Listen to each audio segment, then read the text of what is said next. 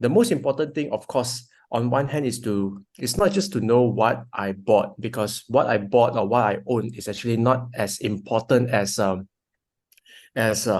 as how I actually construct the portfolio. So it's actually so meaning to say that it's not just to know what Ian bought, but the whole point about this webinar session is to actually to share, to educate on matters, or even to discuss on matters related to portfolio management, portfolio construction and management at the same time.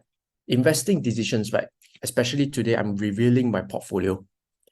So whatever I reveal to you today are very much personal, and they are made based on my own objectives, based on my own financial status or financial standings, based on the strategies that I like to use, and based my own preferences.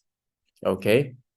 So this means that although both myself and Casey are value investors, but the way we construct our portfolio, what we like to have in our portfolio and stuff like that are very much personal. So at the end of the day, our portfolios are quite different. Okay, so please take note of that. And also, please, I would like to state that I do not condone and recommend the you jump, I jump mentality in investing. Okay, so it doesn't mean that the stocks that I buy, okay, will be the stocks that I buy, how I say, you should buy just because I show it on the screen lah. So I actually make a mistake whereby I choose the highest dividend yield that I can think of once upon a time lah. So that was years ago where I make a mistake. I also share that mistake in my previous webinar. All right. So remember the webinar on Lipo REIT. So that is actually a high dividend yield stock at that point in time lah. Okay. So I make that kind of mistake whereby I know that I'm compromising on the fundamentals, and I go with the one with the highest dividend yield lah. And to me, that is actually a lesson.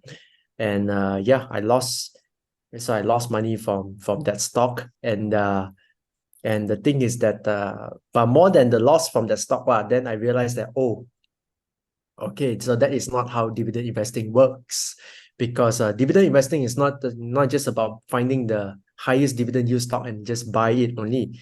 What I want is actually something which is more stable, more sustainable. So in terms of that, I will go with the ones where the fundamentals is actually the strongest right now. Yes, the dividend yields can be a little bit lower, let's say 4-5%, not like 7-8%, but that's fine for me. I mean to say, as long as the fundamentals is covered, the dividend yields can be 3%, 3 or 4%. I don't mind that.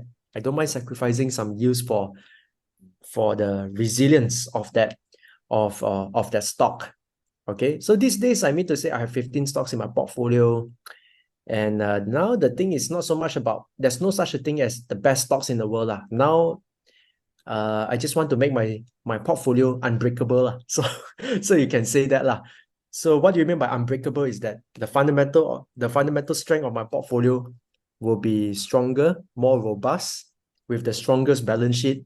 So that is actually how I think lah, or my mentality going forward lah, when it comes to choosing the stock lah. So I'm not too fixated on getting the highest dividend yield or getting the lowest discounted stock price as compared to the 10 years average.